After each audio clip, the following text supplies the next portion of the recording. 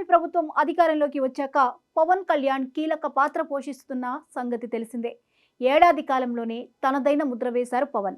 వైసీపీకి మళ్లీ లేచే ఛాన్స్ ఇవ్వకుండా ప్రతిపక్ష పాత్ర కూడా తానే పోషిస్తున్నారు.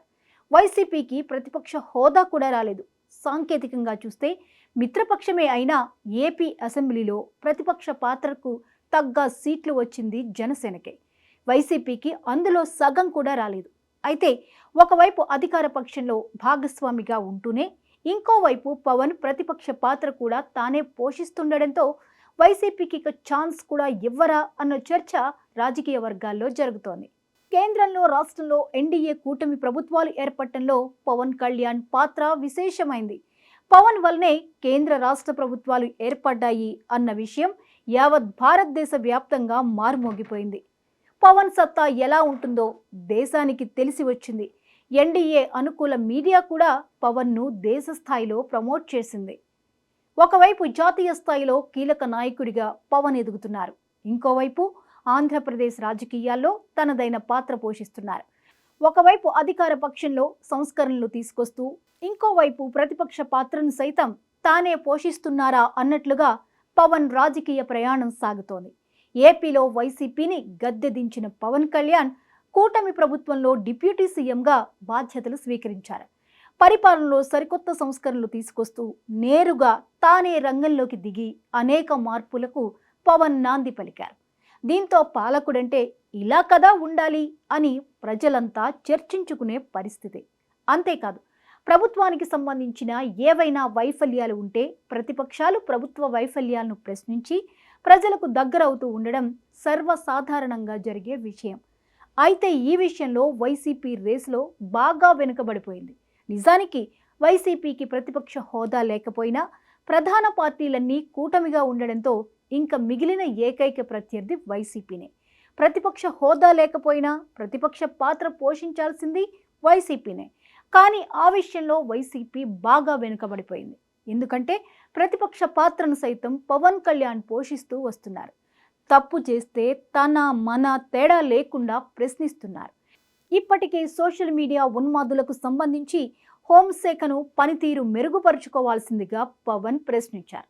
గత వైసీపీ ప్రభుత్వ హయాం మాదిరిగానే కూటమి హయాంలో కూడా స్మగ్లింగ్ కార్యకలాపాలు ఆగడం లేదన్న వాదన ఉంది. అయితే అటవీ శాఖ మంత్రిగా ఉన్న పవన్ ఎర్రచందనం స్మగ్లింగ్ను అరికట్టడంలో సక్సెస్ అయ్యారు. ఇంకోవైపు బియ్యం మాఫియాకు సంబంధించిన పవన్ నేరుగా రంగంలోకి దిగి సీజ్ ద షిప్ అంటూ ప్రపంచవ్యాప్తంగా వైరల్ అయ్యారు. నిజానికి ఇలాంటివి ప్రతిపక్ష పార్టీలు చేయాల్సిన పని. కానీ పవన్ ప్రతిపక్షానికి ఛాన్స్ ఇవ్వకుండా తానే ప్రతిపక్ష పాత్రను పోషిస్తూ రాజకీయాల్లో సరికొత్త సంచలనానికి నాంది పలికారంటూ రాజకీయ వర్గాల్లో చర్చ జరుగుతోంది. ప్రజల కోసం రెండు పాత్రలు పోషిస్తామని పవన్ కళ్యాణ్ గతంలోనే చెప్పిన సంగతి తెలిసిందే. తమ రోల్ కూడా పవన్ కళ్యాణ్ పోషించేందుకు ప్రయత్నిస్తున్నారని గుర్తించడానికి వైసీపీకి ఎంతో సమయం పట్టలేదు. కూటమి భాగస్వామ్య పక్షమైన జనసేన పోటీ చేసిన 21 అసెంబ్లీ స్థానాల్లోనూ విజయం సాధించింది. వైసీపీకి అందులో సగం కూడా రాలేదు. మిత్రపక్షం కాకపోయుంటే జనసేనకు ప్రతిపక్ష హోదా దక్కి ఉండేది. అయితే మిత్రపక్షం అయినంత మాత్రాన తప్పు జరిగితే పవన్ ఏమీ అందరిలా చూస్తూ ఊరుకునే టైప్ కాదు. సొంత ప్రయోజనాల కోసం, పదవి కోసం రాజకీయాలు చేసే నాయకులు వేరు, ప్రజా ప్రయోజనాల కోసం, దేశం కోసం రాజకీయాలు చేసే నాయకులు వేరు. రెండో కోవకు చెందినవాడు పవన్ కళ్యాణ్. నా భూతో నా భవిష్యతి అన్న చందంగా AP deputy CM Pawan political దూకుడు కొనసాగుతోంది. మాటలు చెప్పడం కాదు, అధికారంలోకి వచ్చాక చెప్పిన మాటలను కార్యాచరణలో చూపిస్తున్నారు పవన్. వైసీపీ ప్రశ్నించాల్సినవి, వైసీపీ ఎత్తి చూపాల్సినవి పవన్ చేసి చూపిస్తున్నారు. దీంతో ఈ ఏడాది పాలనలో పవన్ 2 రోల్స్ సమర్థవంతంగా పోషించారు. అసెంబ్లీలో సీట్ల పరంగా వైసీపీకి రెట్టింపు సంఖ్యలో జనసేన ఎమ్మెల్యేలు ఉన్నారు. ప్రస్తుతం జనసేన అధికారంలో భాగస్వామిగా ఉంది. పవన్ చరిష్మా చూస్తే టాప్ రేంజ్లో ఉంది. జనసేన అధికారంలో ఉండడంతో పార్టీని బలోపేతం చేసుకోవడం చాలా ఈజీ. వచ్చే ఎన్నికల నాటికి క్షేత్రస్థాయిలో పార్టీని బలోపేతం చేసుకుంటే అప్పటికి మరిన్ని సీట్లు గెలుచుకునే అవకాశం ఉంటుంది.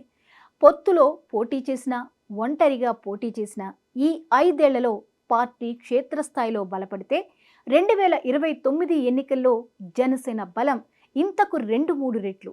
ఆ పైన పెరిగినా ఆశ్చర్యం లేదని రాజకీయ పరిశీలకులు అంటున్నారు. వైసీపీ పరిస్థితి ఏ మాత్రం తారుమారైనా ఇక ఆ పార్టీ భవిష్యత్తుకే ప్రమాదమని అంటున్నారు. మొత్తానికి అటు అధికార పక్షంలో కీలక పాత్ర పోషించడమే కాకుండా ఇటు ప్రతిపక్షంలో ప్రజల తరపున గొంతెత్తుతున్న వన్ అండ్ ఓన్లీ లీడర్గా పవన్ రాజకీయ ప్రయాణం సాగుతోందంటూ సర్వత్రా కామెంట్స్ వినిపిస్తున్నాయి.